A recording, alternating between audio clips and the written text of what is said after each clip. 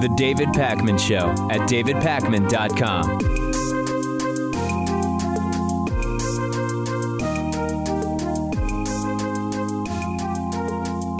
Germany's coalition government agreed to ban fracking for shale gas indefinitely this week. There is going to be test drilling allowed, but only with the permission of the state in which the drilling is proposed.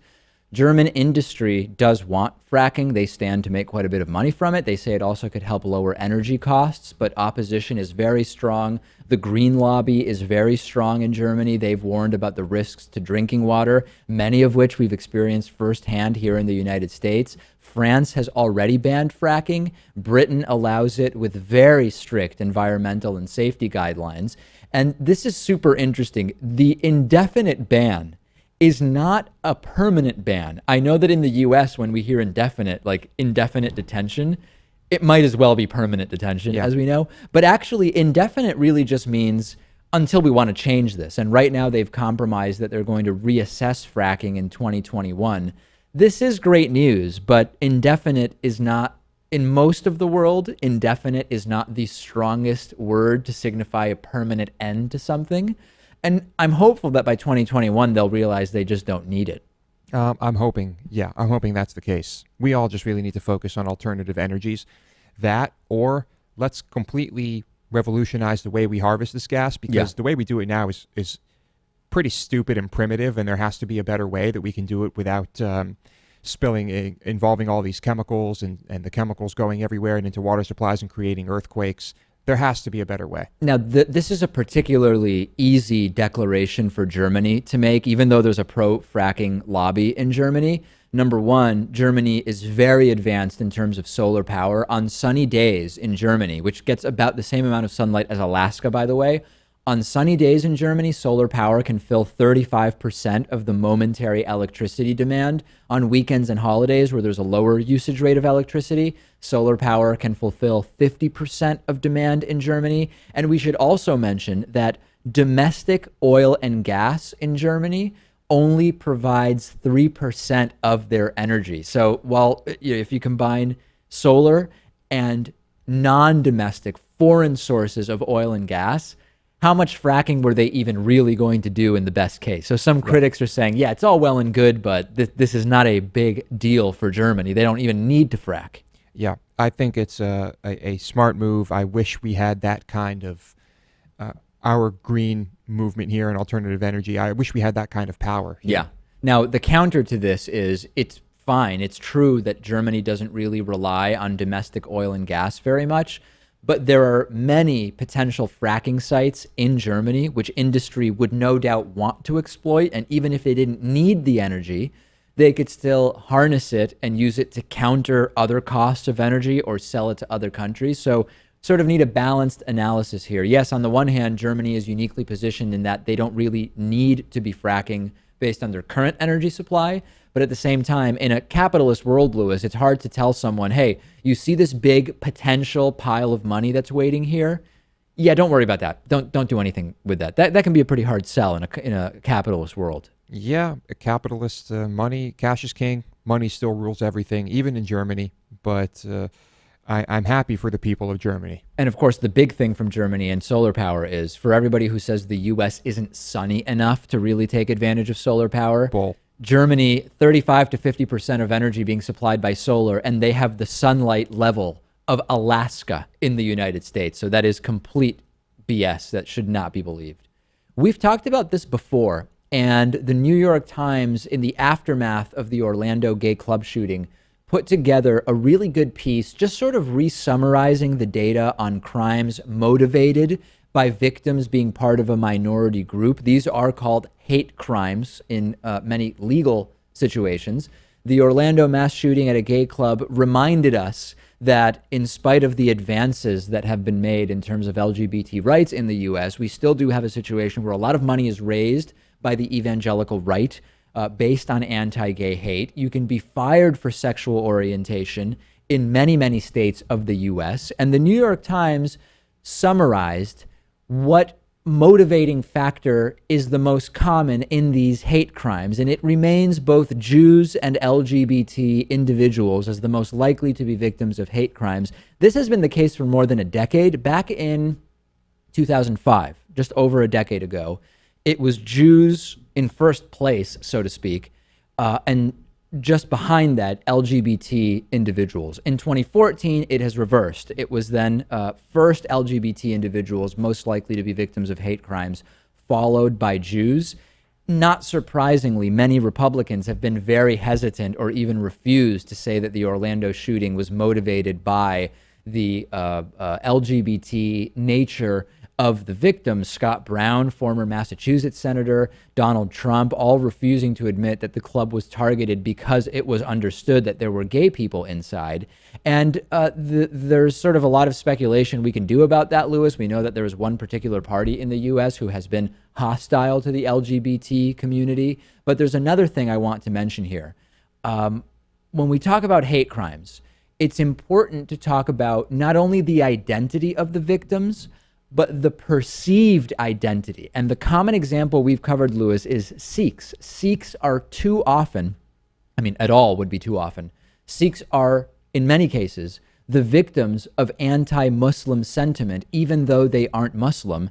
That is a hate crime, right? If they are attacked on the basis of being perceived to be Muslim, it doesn't really matter that they weren't actually Muslim, in the same way that that guy, Glenn Miller, who shot up 2 Jewish community centers in Kansas, the guy we interviewed years ago, he ended up not actually killing any Jews, but the crime was motivated by wanting to kill Jews, and thus it doesn't really matter that by chance he killed Christians. Yeah, and, well, I'd bet that the people who are beating up Muslims, Sikhs, who because they think they are Muslim, would probably be fine with beating up Sikhs because they're Sikhs too if they even knew what a Sikh was. Right, yeah. But yes, that's true. It still counts as the same thing. Last thing on this, there are those who say we shouldn't have hate crimes. Why is a crime worse if the minority status of the victim is a motivating factor? And a lot of times the people who are against hate crime legislation say, we don't need legislation against hate crimes because violence, whatever crime you're talking about, it's already against the law under existing state and local laws. If you beat someone up, why should the punishment be worse if the person is gay? And the thing is, the punishment isn't worse if you beat up a gay person just if the person is gay. The idea is, if you were motivated to beat someone up because you perceive them to be gay, they may be gay, they may not be, you were actually attacking more than just the person. It is really an attack on that group, and that is the concept, right? It's not that you say, hey, if the person I beat up happens to be Jewish, then the punishment should be worse. That's not what the hate crime legislation is. The point is, if you beat someone up because they are Jewish, you are actually attacking the Jewish community more broadly by using that identity as a motivating factor. And if we can't agree that the punishment should be greater, okay, but perhaps you'd agree that we should still have hate crimes so that we can follow the data and that we can keep track of what groups are being targeted. Well, good luck with that, because the data is already underreported.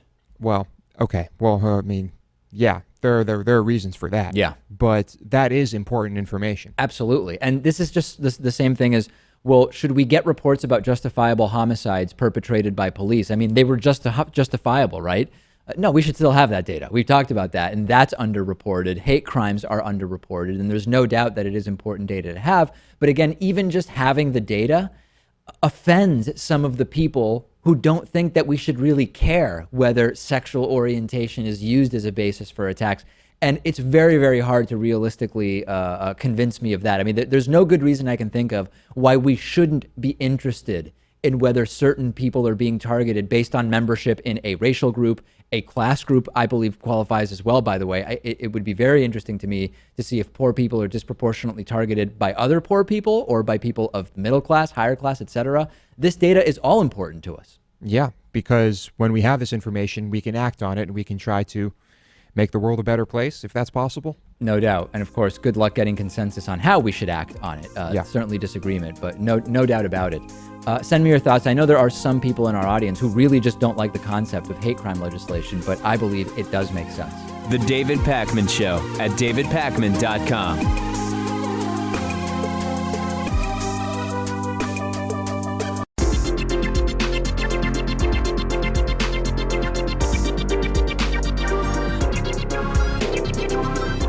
The David Pakman Show at davidpakman.com. Today's new member of the day is Isabel Acosta. Isabel, thank you so much for being a David Pakman Show member. It is Isabel's support and that of our other members that allows us to do what we do. Sign up at davidpakman.com/membership.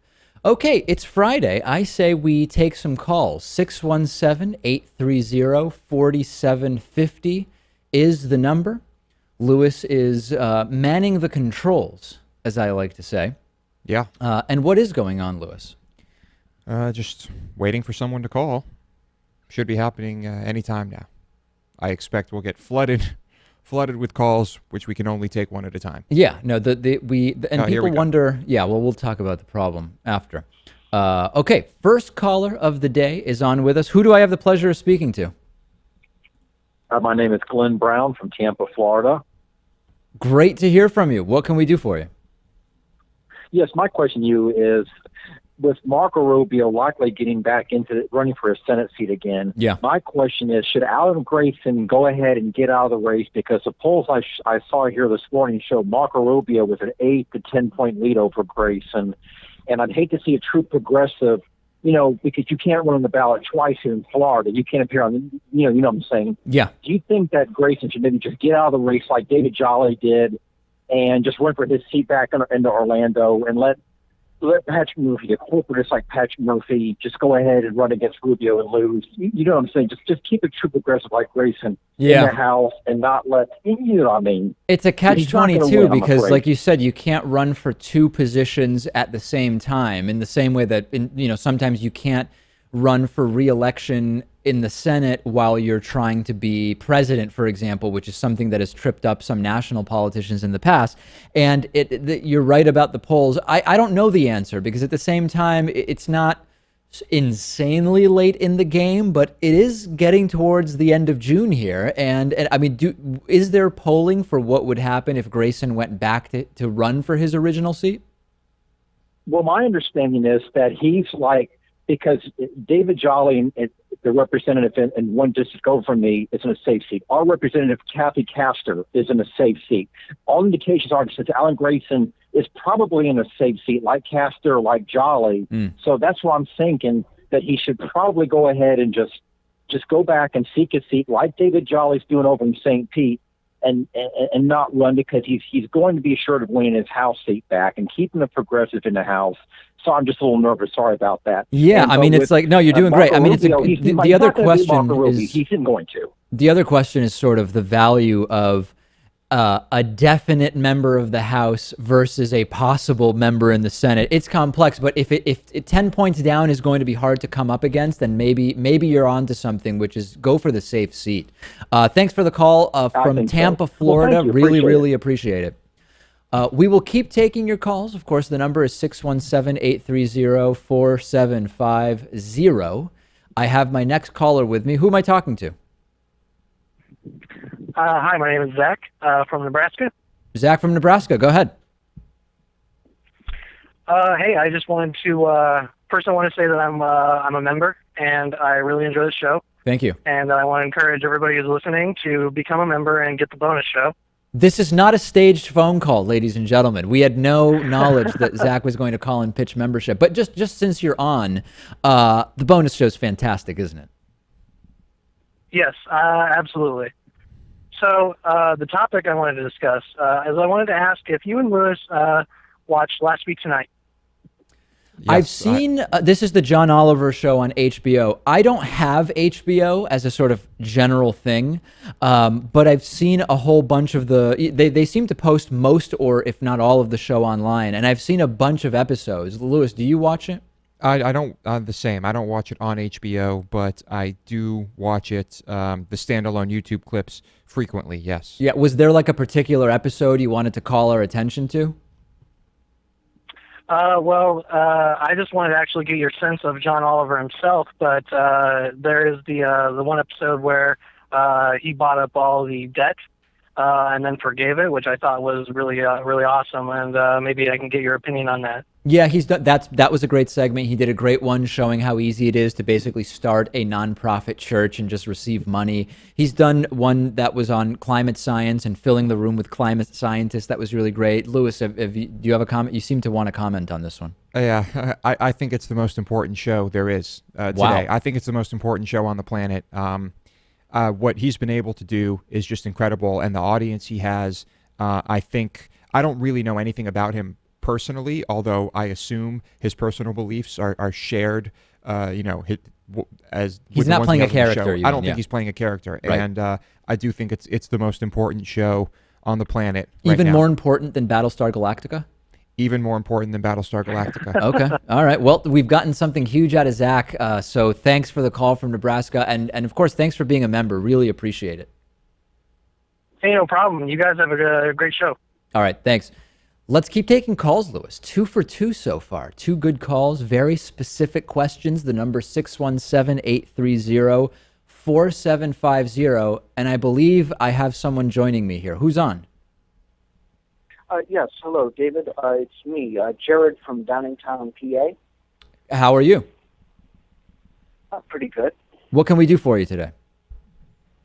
I'm curious. What do you think of the TV show?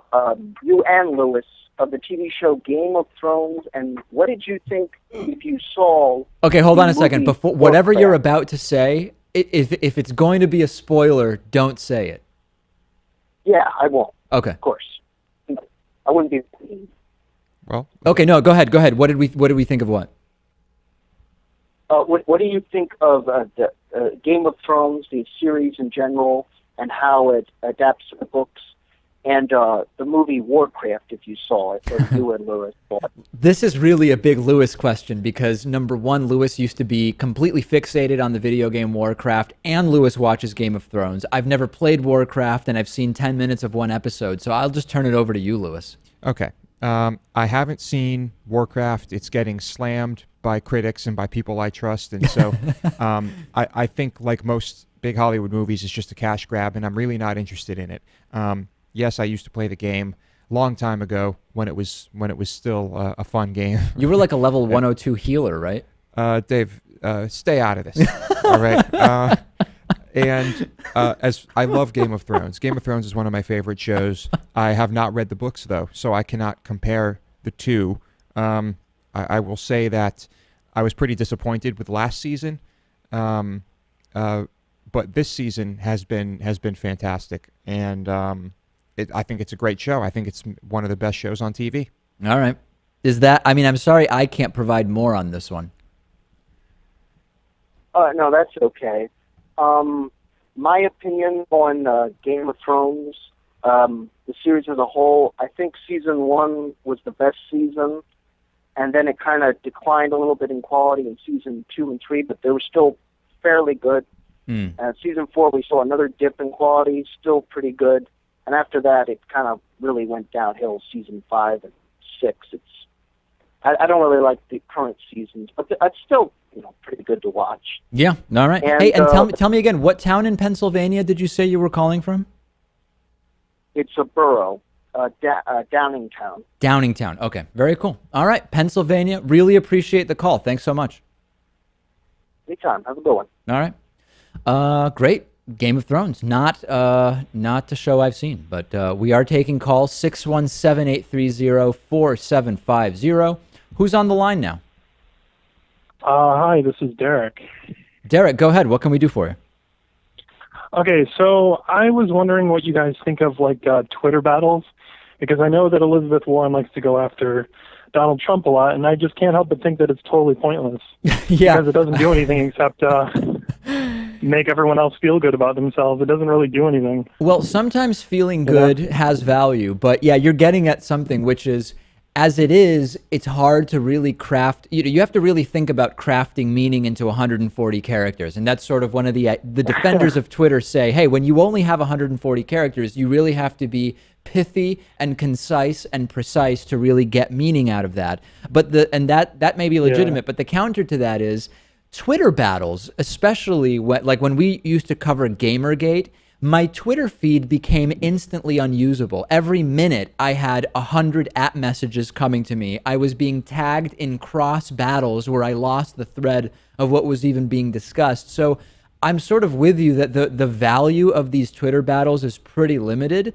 I guess if you're trying to sort of, like if you're Trump, right, and you tweet stuff out and you have millions of followers, the back and forth is less relevant than the fact that he's putting stuff out, which then news outlets can screenshot and put on their shows, and that gets attention. So like as a PR tool, the Twitter wars can be valuable. But do you agree, Lewis, that there's no real significant debate going on? Yeah, well, I would pose a question, and that is, find me one person whose mind has been changed as the result of a Twitter battle. Some people who follow me, I believe their minds have been changed about being on Twitter at all. They've gotten off after following me. But no, I agree. I agree with your instinct. Lewis has a right idea.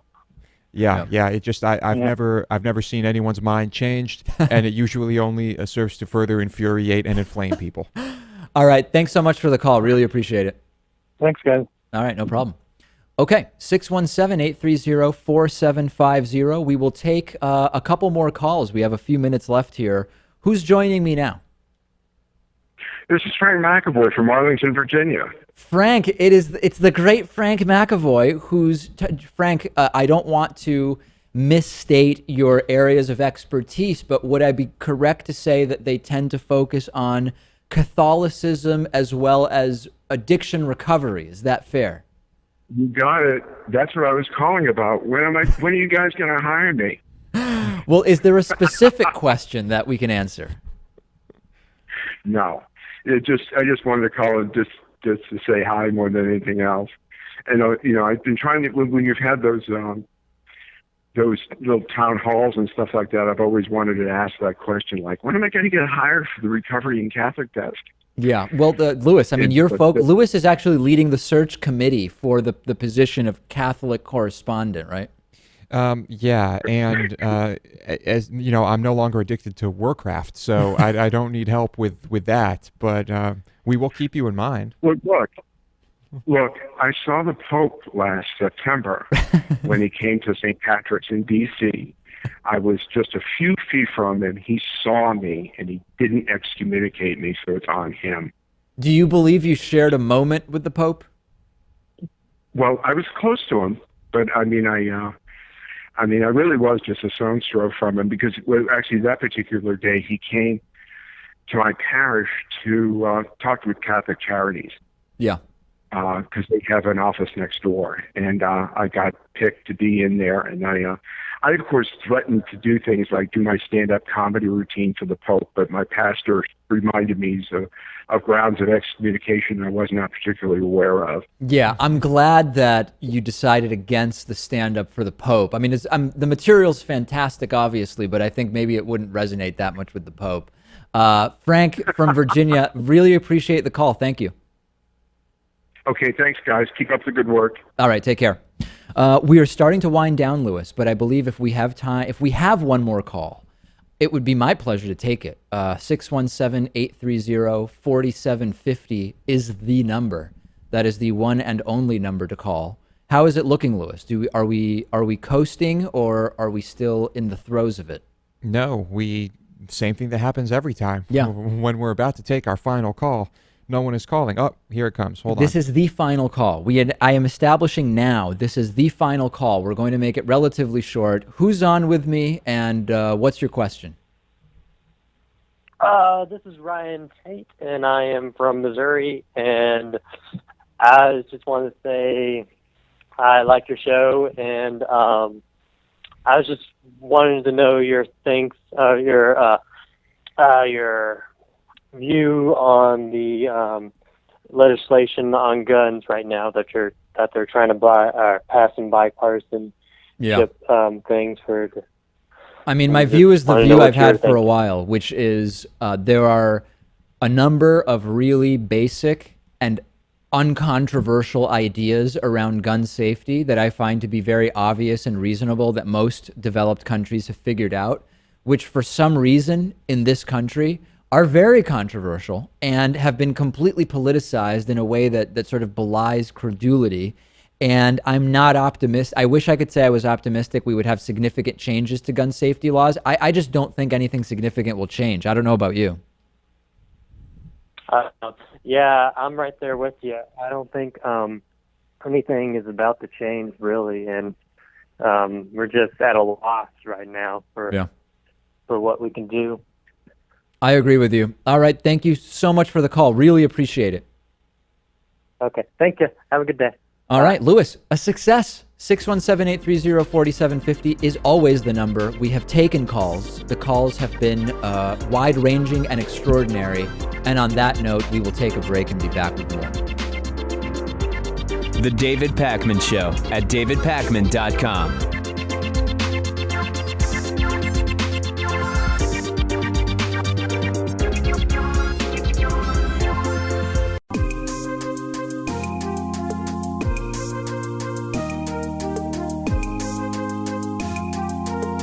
Welcome back to the David Pakman Show.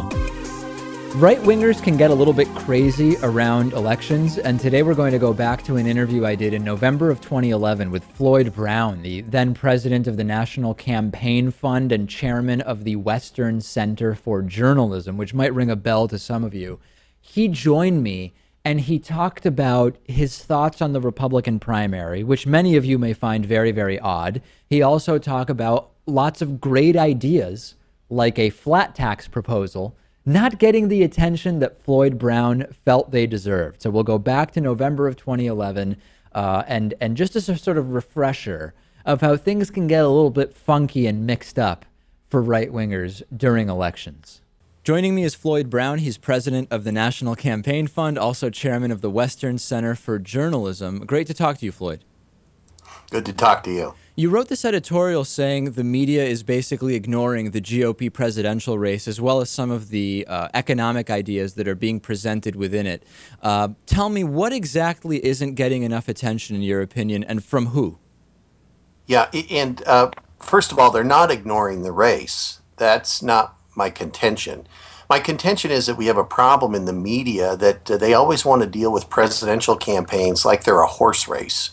And it's who's up 2% in this poll in Iowa, who's down 2% in this poll in New Hampshire or Florida, instead of dealing with ideas. And, it's significant that all of these candidates approach the problems that America faces in slightly different ways. And I think Americans, to really make an informed decision, need to have a good understanding of what those differences are. And I just don't think it penetrates what I will call the mainstream media. Now, you do in talk radio and on the internet and other places, you do get a more, intense discussion of some of these ideas. But in the mainstream media, I just haven't heard the kind of discussion I'd like to hear about ideas. Okay, so which ideas on which media outlets are not being discussed very specifically here? Well, which media outlets? Let's just say, the alphabet soup of ABC, NBC, CBS aren't discussing things, for example, like Ron Paul's budget plan. Ron Paul's budget plan, in my opinion, is totally unique in the Republican field in that it actually balances the budget in 3 years with over $1 trillion in budget cuts. Okay, he but takes now a that page plan from Ronald in particular, Reagan and says, hey, I want to actually eliminate departments. I want to eliminate the Department of Education, the Department of Energy, the Department of Commerce, and others. But Floyd, none of the other to candidates have taken here. a stand like this, Yeah. but yet if you don't go to Ron Paul's website or get one of his emails, you probably won't know much about the Ron Paul budget plan. That's a proposal, though, which has been called, eliminating those departments has been called untenable and reckless by countless economists time after time. We just spoke to economist Richard Wolff about this just last week. Is it possible that some of these proposals aren't getting more discussion because they're absurd? Yeah, well, I don't think they're absurd. Ronald Reagan wanted to abolish the Department of Education back in 1980. And I think the fact that there's an edifice in Washington, D.C. with marble and thousands of people that don't educate one child is a terrible waste of money and resources. And even worse than that, every school district in America across the country has compliance officers who their full-time job is to send reports to all these people back in Washington, D.C. So actually money is being drained out of the classroom in district after district to deal with all these compliance issues. So what you have is a huge sunk cost that's not educating one child. And I think it's wrong. And I think economists can call it whatever they want. I can get you 10 economists that'll tell you it's a great idea. But reckless and untenable, no. Well, it's interesting you bring up Ronald Reagan, because in your article you mentioned Reagan and you talk about Reagan's success was lowering rates and eliminating politically motivated tax incentives. That's from your article. And when I look at a lot of the presidential candidates and their advisors, there's so much talk of Ronald Reagan. And when I actually look at what did Ronald Reagan do, yes, he dropped the top marginal tax rate, but everything else seems to be completely ignored. I mean, the idea that he created the Department of Veterans Affairs, that's yet another department. Is that department okay, even though it was 60,000 more people in the federal workforce? It seems very arbitrary and hand-picking. Ron Paul wants to eliminate certain departments, and then Ronald Reagan was great, but he added a huge amount to the national deficit and federal workforce. Well, actually, if you look at the Reagan record carefully, you'll see that discretionary spending went down across 3 of the Reagan's 8 years. Now, if in fact, that's not a perfect record, but, he held spending in check. And when I talk about eliminating the political deductions, there was a tax reform bill that was really a bipartisan plan, because you have to remember, Ronald Reagan never served with a Congress that was completely of his own party. And so, unlike a lot of presidents, he had to compromise. And so they did, I think, a pretty darn good job when they put together their tax compromise, because it ended a lot of what I will call crony capitalism, or special incentives for special political groups or chosen groups, or whatever you want to call them. And I think that in the 25 plus years since Reagan left, all of those have been added back in plus, and but so the the thing tax is, Floyd, code's some 80,000 pages long. It's complex. Yeah. And special groups get all kinds of special goodies as a result of it, and I think it's just wrong. I just don't understand the obsession we see with Reagan in so many conservative circles when he tripled the federal budget deficit, unemployment soared after his 81 tax cuts, raised taxes 11 times. I mean, even former Republican Senator Alan Simpson raised you're dealing in an alternate those. history, because, I graduated from college in 1983 to a terrible job market that was a result of the Jimmy Carter recessions.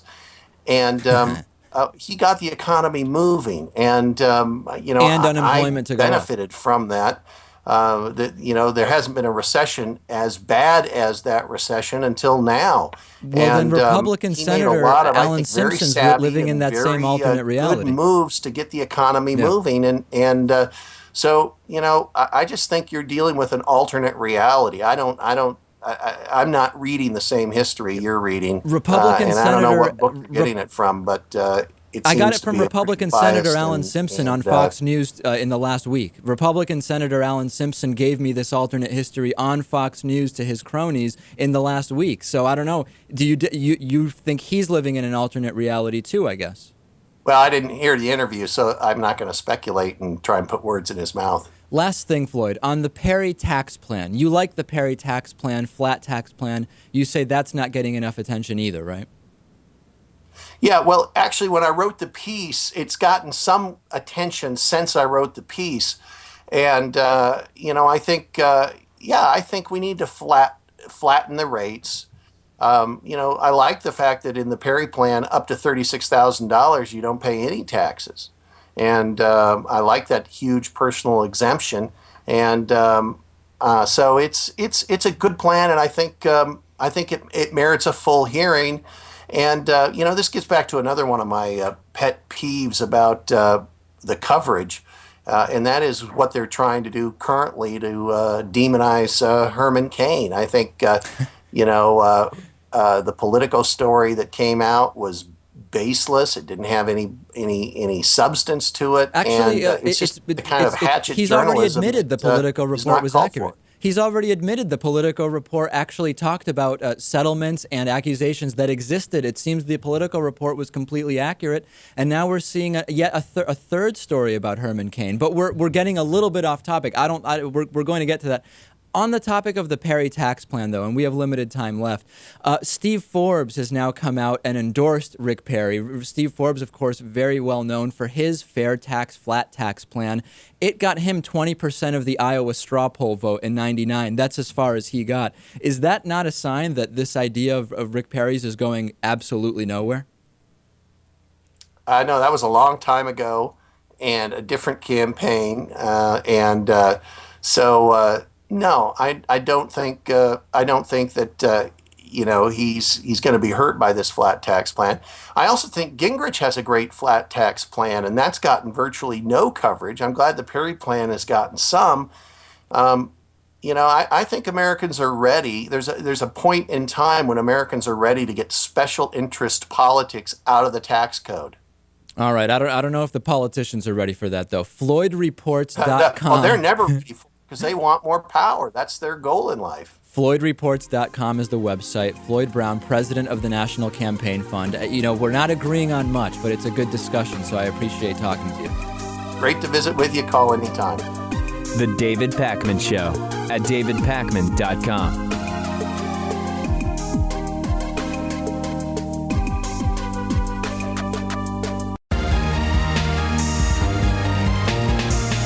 The David Pakman Show at davidpakman.com.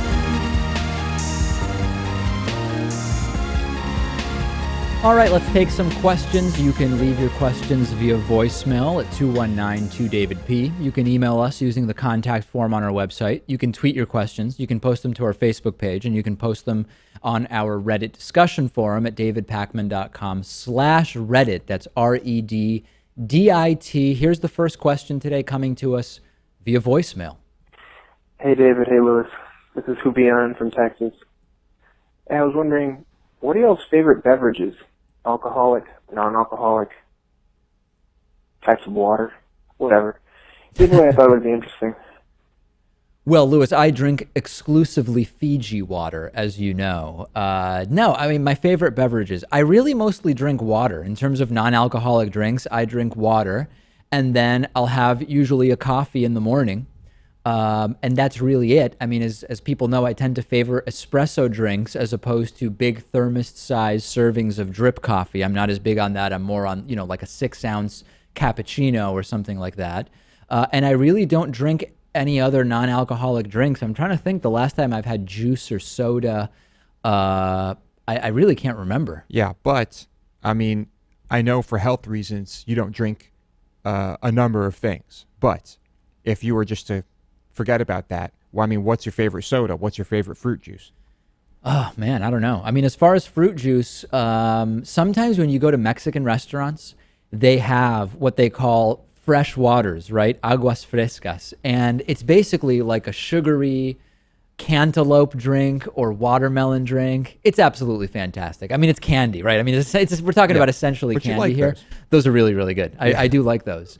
And then what else do I like? I'm not really big into soda. I mean, I remember from being a kid, I really liked orange soda, but I don't think I've had one for 15 years, to be perfectly frank. But it's good. Isn't it? All right. All right. When I was a kid, first of all, teas. I love teas and waters, and I do like coffee too. But for juices, I really like grape juice. Concord grape juice and or Kadam or Manischewitz naturally. Yeah, those types of juices I really like. Coconut water, I don't know if you want to put that in the same category. Yeah. I'm a big fan. As far as vegetables go, carrot juice. I love carrot juice and sodas. When I was younger, I really loved Dr. Pepper. Dr. Pepper is great. But now I just enjoy a nice beer. Beer is up there. When I was younger, I used to really like Mountain Dew. That's that like bright yellow. I mean, it looks basically like a neon urine. Yeah, it is. And I've never had one since I was like 15 again. I mean, it just seems it has everything in it that you don't want. Yeah, and as far as alcoholic drinks, I mean, as far as beers go, I'm into the sort of Belgian wheat style beers, Allagash White. Clown Shoes makes one called Clementine, Avery White Rascal, that type of thing. And of course, I'm Argentinian, so naturally Fernet is on my repertoire. And generally, like vodka soda, it's pretty straightforward. I mean, I generally am not drinking, sugary sodas in alcoholic drinks or otherwise or whatever. And yeah, I don't know what else. I mean, these are what else are the kids drinking these days? Some of those green drinks, like the juices made from vegetables, they're really not bad. But if you want to pay $12 for a drink in Brooklyn or Boston, then that's it's quite a budget on its own. Yeah, I do like those blends. You get the kale, you get the apple, you get the pineapple maybe. Right. It's all good stuff, but Yep. I don't really do it. All right. That is the answer to the question. Hopefully it's satisfactory.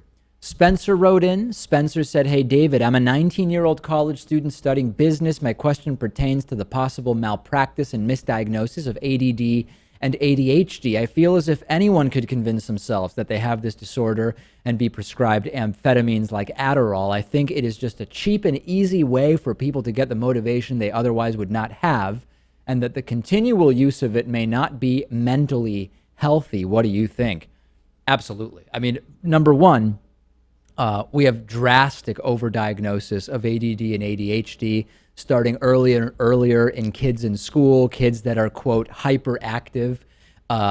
So often, Lewis, what this behavior in kids is connected to what's going on at home or, phases of development or growth. And there's no doubt that there is drastic overdiagnosis of ADD, ADHD. Then you put people on things like Adderall and Ritalin, and then they become sort of dependent on those in order to be able to get work done or whatever. And it can create problems. Doesn't mean these conditions don't exist. Certainly they do. But it's hard to argue that there isn't an overdiagnosis of these conditions. Big time. And I would be hesitant to prescribe this to someone whose brain is still developing too. I mean, I think only in the most extreme of circumstances should that happen.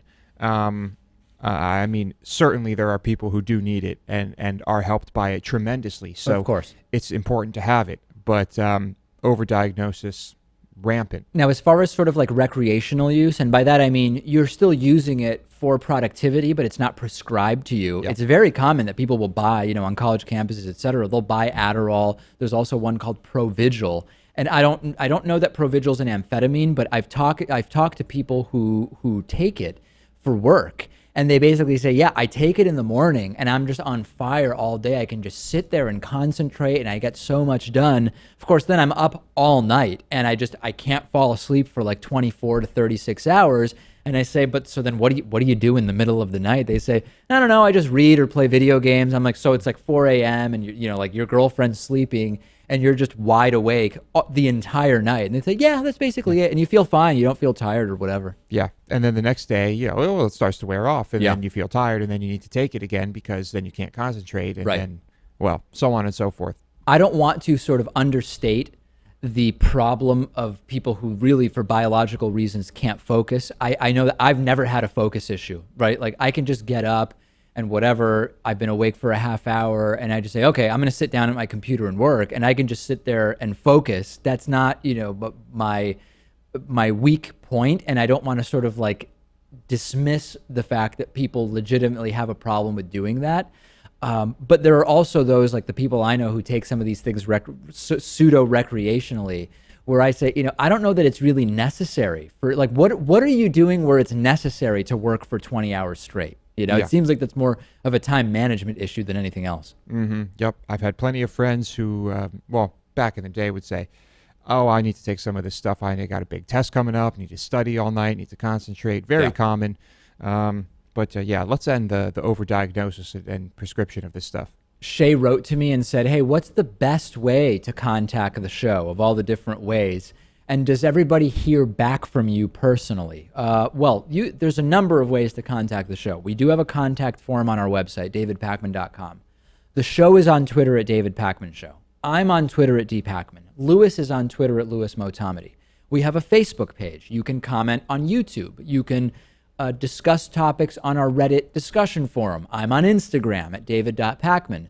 The best way, if you really have what I would consider a business inquiry or something that needs a response, is to use the contact form on our website. Sometimes weeks later, I'll get a tweet from someone saying they left a YouTube comment on a video asking about membership. We get 3,000 YouTube comments a day. I mean, it is not possible at all to wade through. I will in the morning sort of look at a representative sample of the comments on the previous day's videos on YouTube. But at this point, between YouTube and all other platforms, we're receiving about 3,500 to 4,000 bits of feedback a day. There is no possible way that we can review everything individually. And I am not able at this point to write back to everybody. So for the most part, unless people's emails have a very specific question that requires an action item, it's a problem of some kind, a guest request, a question about a membership feature, something like that, I wish I could, but I really can't engage in political discussions via email. I mean, there's just not enough hours in the day. Yeah, that would be the end of David's life. He would need so much Adderall to keep up with that. Yeah, but still, email, voicemail, those have to be the best methods, right? Yep. And then, so once again, if the reason for the question is you actually need a response, you're not just curious about my political view on something or something like that, using the contact form on our website or leaving a voicemail at 219-2-DAVID-P are definitely the best options. Not the best options for engaging with other viewers. YouTube and Facebook and Reddit and Twitter, way better for that. Yes. But if you need to get a hold of us, voicemail and email. And on that note, we have a terrific bonus show going on today. You can sign up for membership and get instant access to the bonus show by signing up at davidpacman.com/membership. That is how the show is mostly funded, okay? So the reason we now have 5 shows a week when we used to have 1 every 2 weeks, it is, I can point solely and specifically to the bonus show and membership and people that have signed up at davidpacman.com/membership.